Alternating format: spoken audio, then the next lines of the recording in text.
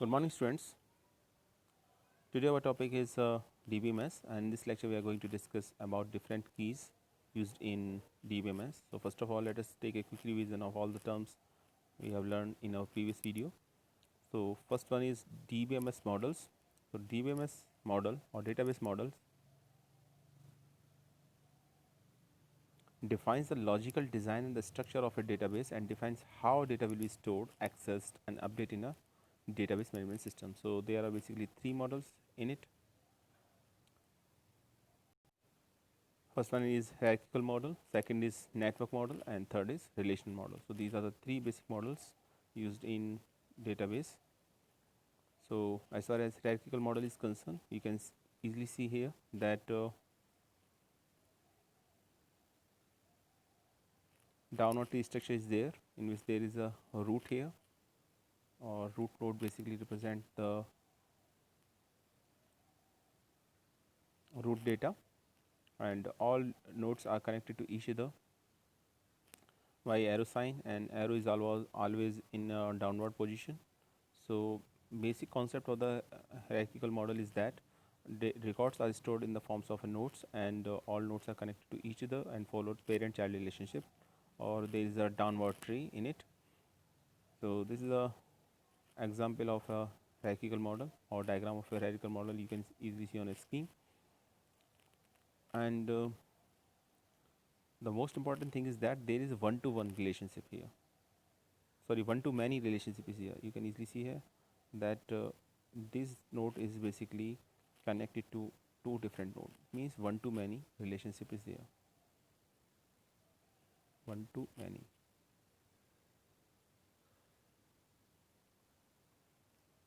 It is very important point. One-to-many relationship is there. And hierarchy start from the root data and expand like a tree, adding child nodes to the parent node. So this is an example of hierarchical model, in which if we want to make a database of a college, then of course college is a root node. Then college again further we divided into department and infrastructure, department further divided into course, teachers, and students. Next course is divided into theory and labs. So this is basically an example of a hierarchical model. A proper hierarchy is there, start from a college, and as we go from downward direction, division of the records will be there. So this is an example of hierarchy model of a DBM database. Next is network model. Network model is similar to the hierarchical model, but only a single difference when you compare it with a hierarchical model, in which you can easily see that arrow doesn't necessarily from upward to downward direction, but they are from downward direction to upward direction, as well as nodes at the same levels are also connected to each other by an arrow sign. You can easily see here that a downward arrow is there, an upward arrow is there, and you can see here that two nodes or records at the same levels are also connected to each other. So parent-child relationship is not followed as far as network model is concerned. That is the basic advantage of using a network model. So like the hierarchical model, this model uses pointer towards store data. However, it does not necessarily use a downward tree structure. And this is the example here. You can easily see that no downward tree structure is there. You can follow downward tree structure, but there is no compulsion to use the downward tree structure in network database model. And as far as relation is concerned, so one to one and many to many relationship will be there. Next is relational database, relational model concept. In relational model concept is little bit different when we compare it with a hierarchical model and network model. In relational model concept, data is stored in the forms of relation, means tables, and different tables are interrelated to each other. And in a table, attributes columns are also called as the attributes, and rows are also called as the tuple. So this is the basic terminology used in a relational model. Row is called a tuple, column header is called an attribute, and table is called a relation. And data is stored in the forms of a table in relational model concept, and different tables are interconnected to each other. You can see here that is an example here. And one more thing, that number of attribute is called the degree, and number of tuple are called the cardinality. So this is an example of a relational model. Three different tables are there. You can easily see that these are connected to each other. So our next term is relational database management system, that is known as RDBMS. So here R stands for relational. Relation means data is stored in the forms of a table, as we know that. So some example of relational database management systems are SQL,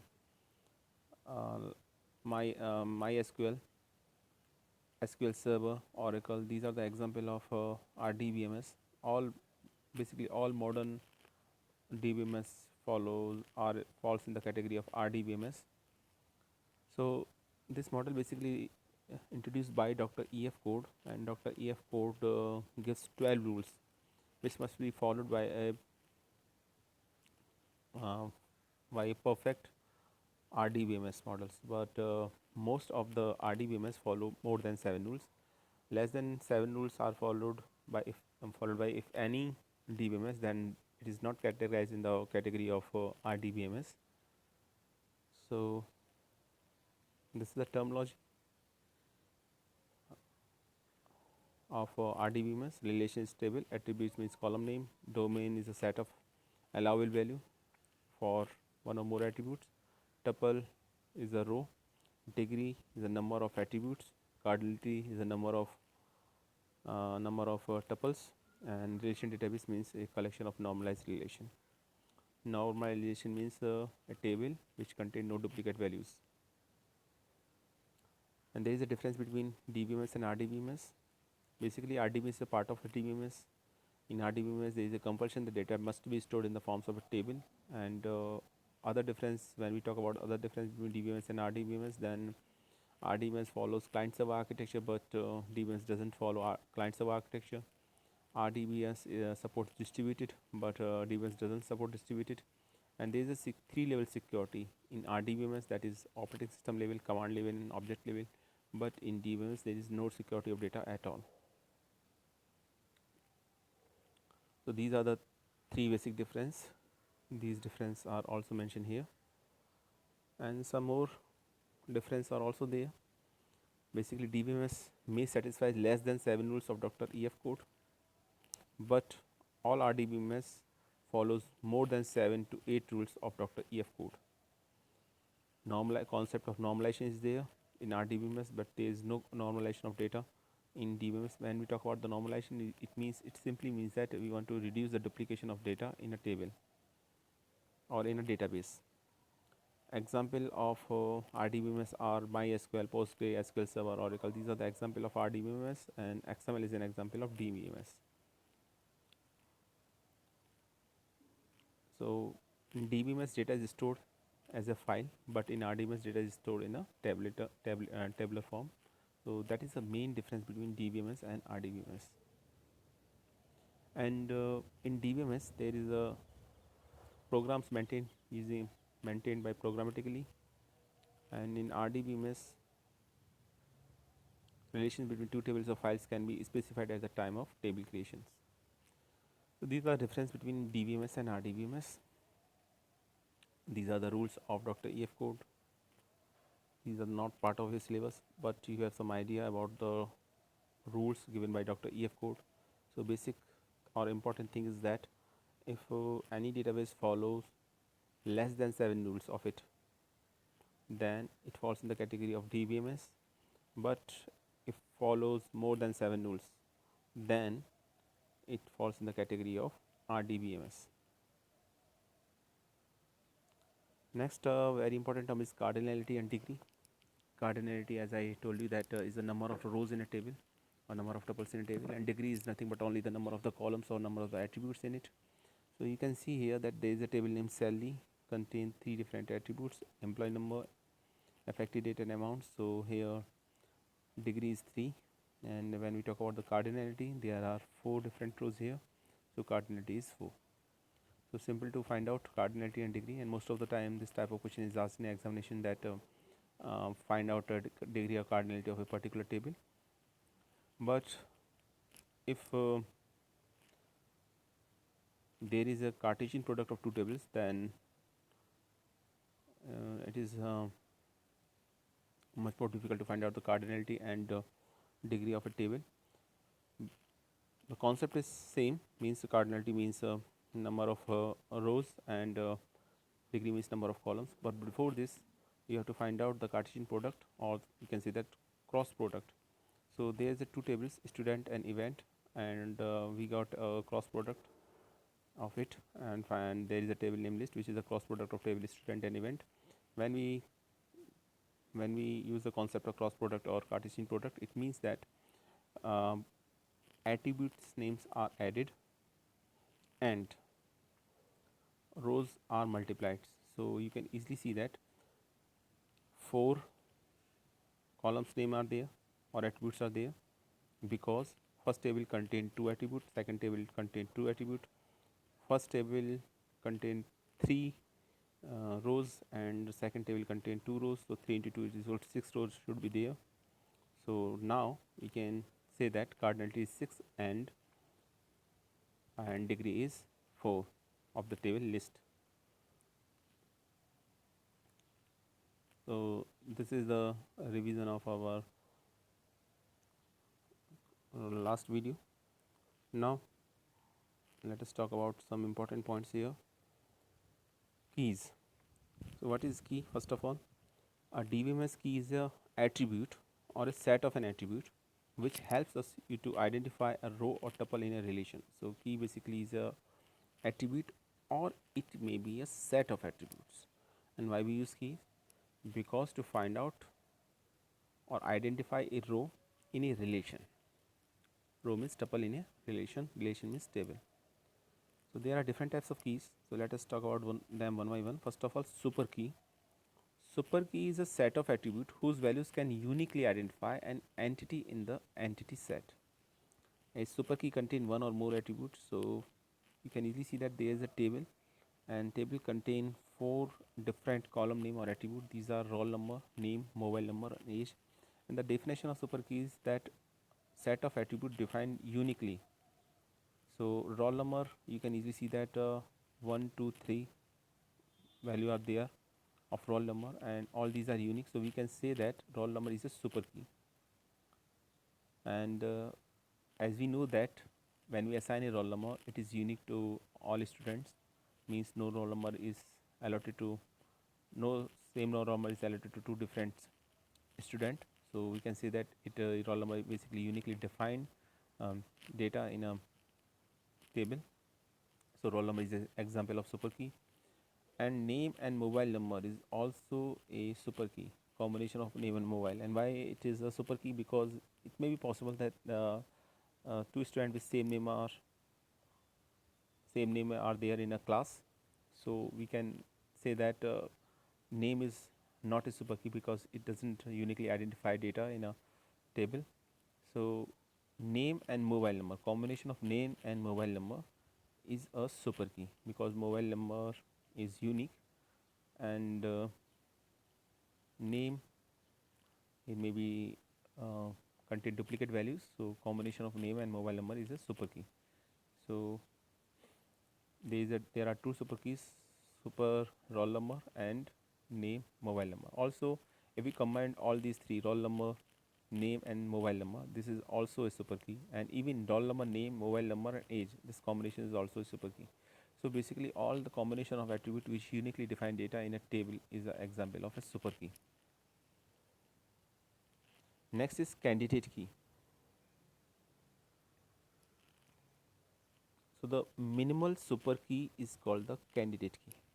The simpler definition is of a candidate key is minimal super key is called the candidate key, in which we can say that roll number, name, and mobile number is also super key.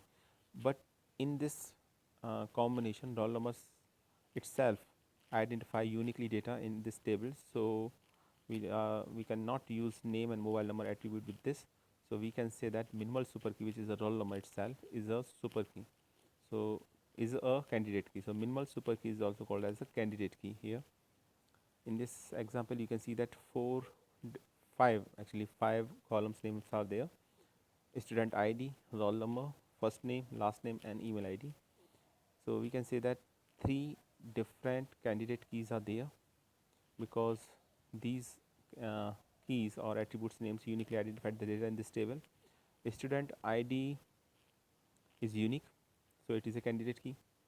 Roll number is unique, so it is also a candidate key.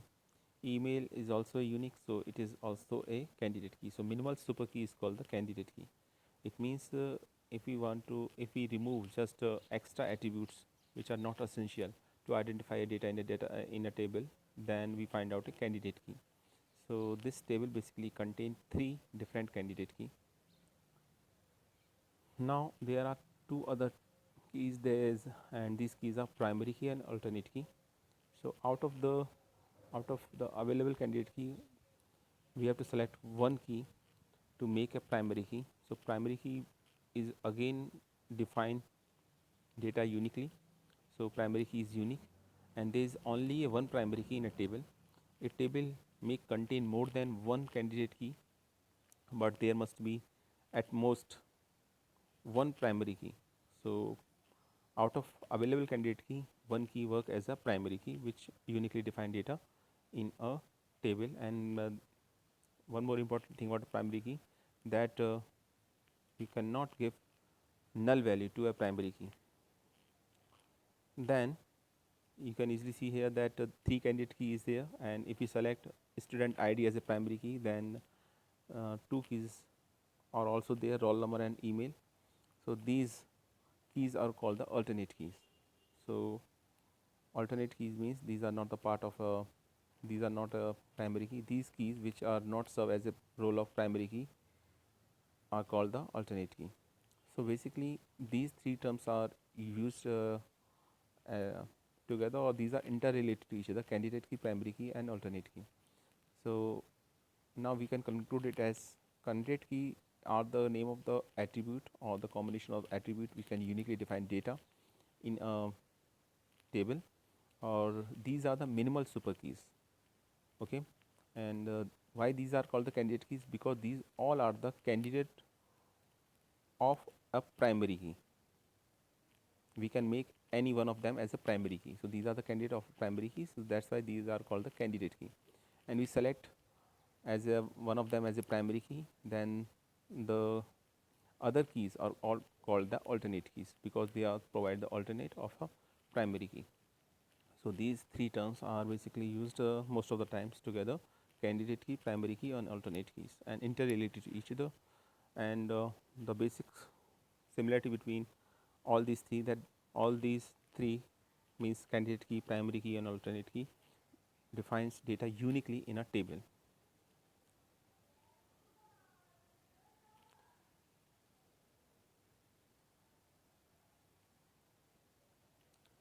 So the candidate key is a table are defined as a set of keys that is minimal and can uniquely identify any data row in a table. Now primary key. The primary key is selected from one of the candidate keys and becomes the identifying key of a table. It can uniquely identify any data row of a table. And the primary key is a column or a set of columns in a table that uniquely identifies tuples or rows in that table. And the main points of the primary keys are: a primary key cannot be null, a primary key value must be unique, and the primary key values cannot be changed. So these are the three important characteristics which a primary key can hold. So primary key is basically a candidate key. So database designer basically select one of the candidate key to serve as a primary key, and primary key cannot be null. It always be a unique, and it cannot be changed at all. And one most important thing, that a table contain at most one primary key, means there should be at most one primary key in a table. A table may contain more than one candidate key, but a table cannot contain more than one primary key. So now you can understand the concept of all these terms, super key, candidate key and primary key, using this diagram. So basically we can say that primary key is a candidate key, or primary key is a super key. But every super key or every candidate key is not a primary key. We can also say that. Okay. So every candidate key is a super key, but every candidate key is not a primary key. We can also say that. So when we talk about all these three keys, then the most important thing is that all these three keys uniquely identify data in a table, but minimal super key is called the candidate key, and out of the available candidate key, one key is selected to serve as a primary key, and rest other keys are called as the alternate keys because they are the provide alternate of a primary key. Now an alternate key is a key that can be work as a primary key, and basically it is a candidate key that currently is not a primary key. Okay. So database designer basically select one of the available candidate key as a primary key, and rest all other candidate key are called the alternate keys. So example is there in which we can easily see that 5 different columns names are here.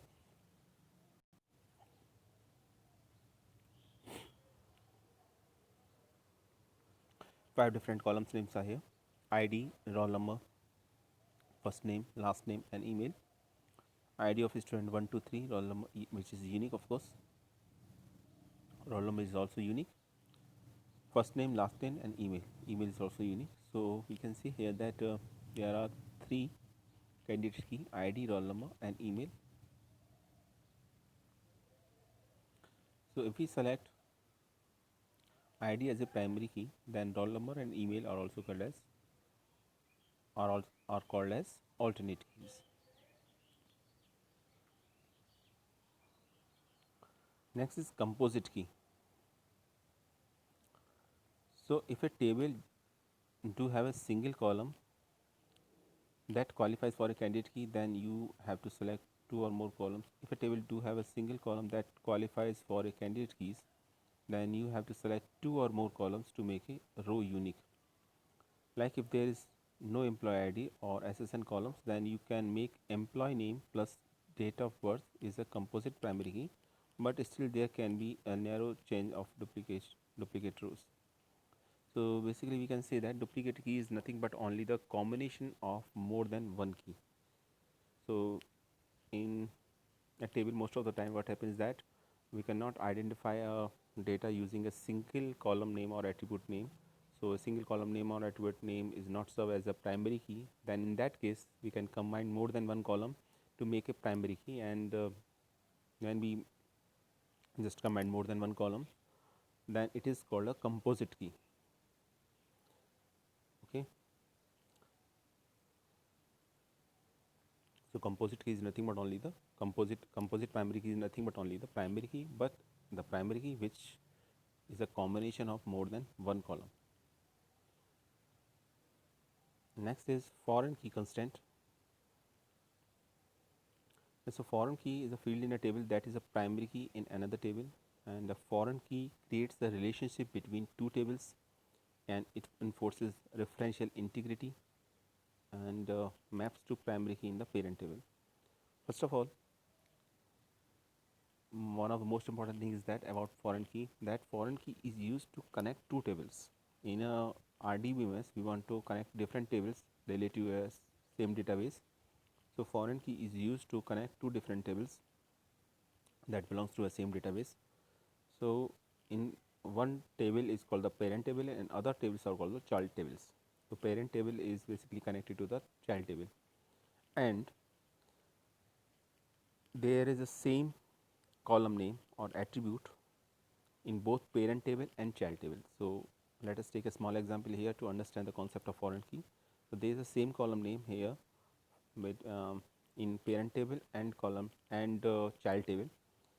In parent table, that column is serves as a role of primary key, but in child table, the column name which serves as a primary key in parent table work as a foreign key in child table.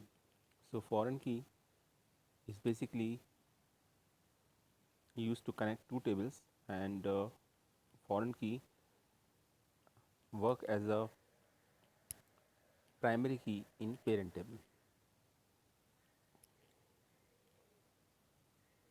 So foreign key creates a relationship between two tables, or in simple word we can say that a key that is a primary key in a parent table serves as a foreign key in child table. And the term used, another term which is used here is referential integrity. Referential integrity means a rule in DBMS which is based on the primary and foreign key, and this rules define that a foreign key have a matching primary key. References from a table to another table should be valid. Okay, that's why it's called the referential integrity.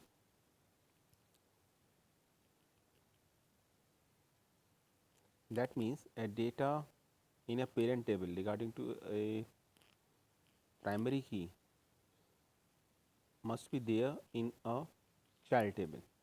It is not possible that data is not belong to the parent table, or a key that is not present in a parent table is a part of a child table. That is called the referential integrity.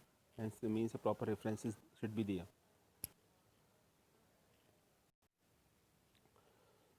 So, two tables are here: employee and department. Employee table contains three columns name: employee ID, employee name, and department ID. And department table also contains three different column name: department ID, department name, and department zone. In both this table, you can easily set department underscore ID is common.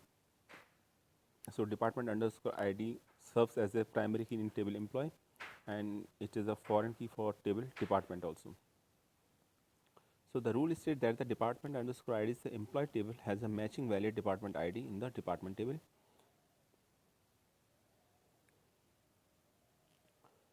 Now you can see the diagram here.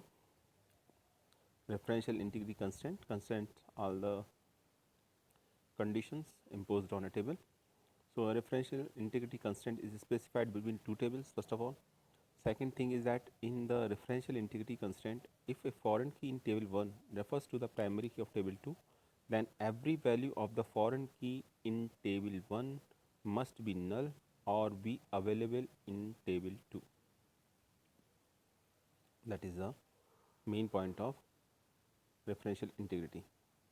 You can easily see that D underscore number, that is a foreign key in table 1, and there is a primary key in which you can easily see that D underscore number column name is there, and it has contained three value 11, 24, 13. So 11, 24, 13 are also available in child table, means table 1, but there is another extra value 18 is there, so it is not allowed. So it is not allowed at all. So only those values are allowed which are a part of a primary key in parent table. So 18 is not allowed, as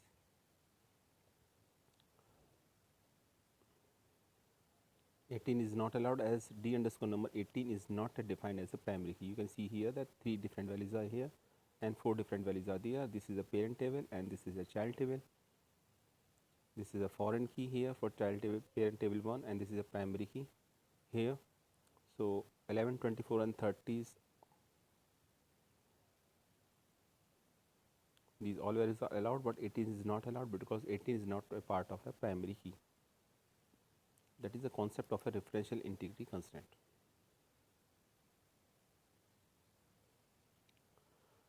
So these are the different keys available in DBMS.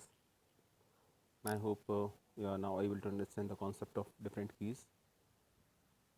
So thanks for watching this video.